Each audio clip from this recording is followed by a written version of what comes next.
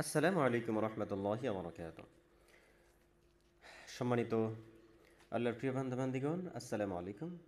সবাই কেমন আছেন? আলহামদুলিল্লাহ, আমি ভালো আছি। তো আমরা রমাদান শেষ করেছি। রমাদানের আমলগুলো আমরা আমাদের সামর্থ্য অনুযায়ী ভালো করার চেষ্টা করছি। আল্লাহ তাআলার কাছে আমরা প্রার্থনা করি আল্লাহ তাআলা যেন আমাদের আমলগুলো কবুল করুন, আমিন। ভুল ভ্রান্তিগুলো যেন ক্ষমা করে দিন, আমিন। আমাদের জীবনের গুণাগুলো যেন মাফ করুন, আমিন। তো আজকে আমরা আলোচনা করব রমজান পরবর্তী সময়ের আমলগুলা। রমজান আমরা শেষ করেছি, এখন আমাদের কি আমলগুলা করা জরুরি সেই বিষয়গুলো নিয়ে আমরা আলোকপাত করব। তো রমজান পরবর্তী সময়ের যে আলোচনা বা আমলগুলা, এইগুলো আমাদের খুবই গুরুত্বপূর্ণ, কারণ এখন সেই সময়গুলো চলতেছে। তো প্রথমত আমরা যেটা করব সেটা হচ্ছে নিজের আমল নিজে নষ্ট না করা। তার মানে আমরা যে আমলগুলা কন্টিনিউ রমাদানের মধ্যে করেছি, সেই আমলগুলা হয়তো আমরা ওইভাবে করতে পারবো না, তবে মাইনাস না করা, তবে কমতি না করা, চেষ্টা করার সর্বোচ্চভাবে করার জন্য, নিজের আমলগুলা ঠিকঠাক ধরে রাখার জন্য।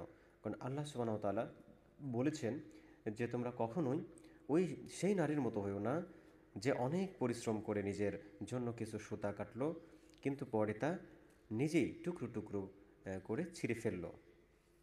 আল্লাহ সুবহানাহু ওয়া তাআলা এখানে সূরাতুন নাহলের 92 নম্বর আয়াতে এই বিষয়টা এক্সাম্পল দিয়ে বলেছেন যে মক্কায়, মাদিনায় এমন একজন মহিলা ছিল যে অনেক কষ্ট করে সুতা দিয়ে একটা কিছু বানাতো, যেমন টুপি, গেঞ্জি, জাম্বার, সোয়েটার ইত্যাদি এগুলো বানাতো। সারাদিন কষ্ট করে বানাতো, কিন্তু দিন শেষে সুতার দুইটা মাথা ধরে টান দিয়ে একেবারে সব ওইটা আবার একেবারে শেষ করে দিত, অর্থাৎ আবার সুতার পর্যায়ে নিয়ে আসতো। তো তার সারাদিনের পরিশ্রম পণ্ড হয়ে যেত। এই কথা আল্লাহ রাব্বুল আলামিন বললেন যে ওই মহিলার মতো হইও না, যে আমরা রমজান মাসটা সুন্দরভাবে আমরা আমল দিয়ে, ইমান আমল দিয়ে, আমরা সৎ নেক আমল দান সদকা দিয়ে আমরা ভরপুর করেছি, কিন্তু আমরা যেন এখন এমন একটা পরিবেশ না হয়ে যায় যে এমন কোনো কার্যক্রম করবো না যার কারণে সবগুলো একেবারে পণ্ডশ্রম হয়ে যায়, নাউজুবিল্লাহ। তারপরে কি করবো না, বালাম বাউরার মতো না হওয়া। বালাম বনি ইসরায়েলের একজন বিখ্যাত বুজুর্গ ছিল, যে ব্যক্তি ইমানের স্বাদ পেয়েছিল, কিন্তু পরবর্তীতে সে কি করলো, একেবারে নিজের ইমানকে বিক্রি করে দিল। ইমানের হিদায়তের বিনিময়ে ভ্রষ্টতা এবং মাগফিরাতের বিনিময়ে আযাব ক্রয় করে নিয়েছিল, নাউযুবিল্লাহি মিন যালিক। তো এটা যেন না হয়, আমরা ইমানের স্বাদ পেয়েছি, ইমানের মধ্যেই যেন আমরা থাকতে পারি। তো তারপরে ইবলিস শয়তানকে ভয় করা। তার মানে শয়তান রমাদান মাসে কিন্তু বন্দী ছিল, শৃঙ্খলিত ছিল। তো এখন কিন্তু সে বন্দি দশা থেকে মুক্ত হয়েছে। সে আগের মতো করে কিন্তু কি করবে, আমাদের উপর আবার সেই শয়তানি কাজ, অন্যায় গুনাহ কাজ করার জন্য আমাদেরকে প্ররোচনা করবে। কারণ আমরা রমাদানের মধ্যে আমরা কিন্তু যখন আমল করেছি, সিয়াম পালন করেছি, সলাত আদায় করেছি, জিকির আজকার করেছি, তেলাওয়াত করেছি, দান সদকা করেছি, এগুলো কিন্তু শয়তান বন্দি অবস্থায় দেখে খুব কষ্ট পেয়েছে, এবং সে কিন্তু এই দিনের অপেক্ষায় ছিল যে এখন কিন্তু আমাদেরকে অন্যায় করার জন্য, গুনাহ করার জন্য, নামাজ কাজা করার জন্য সর্বোচ্চ চেষ্টা করবে। জন্য শয়তান থেকে সবসময় বিরত থাকার চেষ্টা করা, আল্লাহ তাআলার কাছে আশ্রয় চাওয়া, আউযু বিল্লাহি মিনাশ শাইতানির রাজিম। নামাজ পরিত্যাগ না করা। যেভাবে আমরা ৫ ওয়াক্ত সলাত আদায়ের সাথে সাথে আমরা আরও আদায় করেছি কি, রাতের সলাতগুলো আমরা আদায় করেছি, এটা আমরা কিছু অল্প অল্প পরিমাণে হলেও আমরা করার চেষ্টা করবো। এই জন্য সলাত আদায় পরিত্যাগ না করা।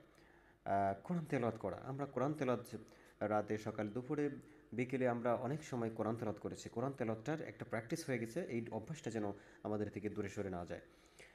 আচ্ছা, আল্লাহর জিকির অধিক পরিমাণে করা। আল্লাহ সুবহানাহু ওয়া তাআলাকে আমরা রাত দিন ২৪ ঘন্টার মধ্যে আমরা সবসময় আল্লাহ তাআলার জিকির করেছি, আল্লাহ তাআলাকে স্মরণ করেছি। আল্লাহ তাআলার ভয়তে আমরা গুনাহ থেকে, তার হুকুম নিষিদ্ধ বা তার হুকুম অমান্য থেকে আমরা নিজেদেরকে কী করেছি, সতর্ক রেখেছি। তো এইভাবে করে আল্লাহ সুবহানাহু ওয়া তাআলার জিকির, আল্লাহ তাআলার স্মরণ সবসময় আমরা যেন রাখতে পারি, সেই বিষয়ে সতর্ক থাকা।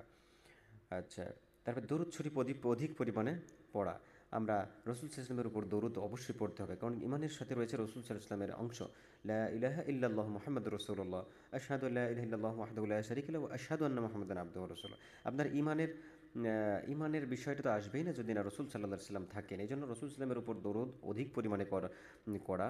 আল্লাহ সুবহানাহু ওয়া তাআলা বলেছেন যে ইন্নাল্লাহা ওয়া মালাইকাতাহু ইউসাল্লুনা আলান নবী। তো এখানে আল্লাহ তাআলা ফেরেশতাগণ তাদের মতো করে তার উপর সলা আদায় করেন। তো আমাদের মতো করে আমরা সলাত আদায় করব, অর্থাৎ দরুদ তার উপর প্রেরণ করব। আল্লাহুম্মা সাল্লি আলাইহি, আল্লাহুম্মা বারিক আলাইহি, আল্লাহুম্মা সাল্লি আলা মুহাম্মদ ওয়া আলা আলি মুহাম্মাদিন কামা সাল্লাইতা ওয়া সাল্লামতা আলা সাইয়্যিদিনা ইব্রাহিম ওয়া আলা আলি সাইয়্যিদিনা ইব্রাহিম ইন্নাকা হামিদুম মাজিদ। এরকম আমরা যে দরুদগুলো পড়ি, আল্লাহুম্মা সাল্লি ওয়া সাল্লিম আলা নবিয়িনা মুহাম্মদ, এগুলো আমরা পড়ার চেষ্টা করব। সৎসঙ্গ গ্রহণ করা, আমরা অসৎসঙ্গ থেকে নিজেদেরকে বিরত রাখবো, কারণ একজন অসৎসঙ্গ মানুষকে ধ্বংসের দ্বার মুখে নিয়ে যায়। এই জন্য সর্বদা খেয়াল করা যে অসৎসঙ্গ যেন আমার বন্ধু না হয়। শাওয়াল মাসের সিয়াম পালন করা, আমরা শাওয়াল মাসের যে সিয়ামগুলো রয়েছে, রাসূল সাল্লাল্লাহু আলাইহি ওয়াসাল্লাম বলছেন যখন শাওয়াল মাস আসবে তখন যদি কেউ 6টা রোজা 6টা সিয়াম পালন করে, সে যেন কাসিয়ামের দাহার, তার মানে সারা বছর সিয়াম পালন করলো। তার মানে 30টা দিন রোজা রাখার, ধরুন আমরা কিন্তু 300 দিনের সওয়াব পেয়ে গেছি, এবং আর এই 6টা রাখলে পরে 60, তার মানে 365 দিনের মধ্যে 360 দিন রোজা রাখার অবস্থা রয়েছে, হুকুম রয়েছে। হুকুম বলতে জায়েজ রয়েছে, আপনি রাখতে পারেন 5টা দিন ব্যতীত।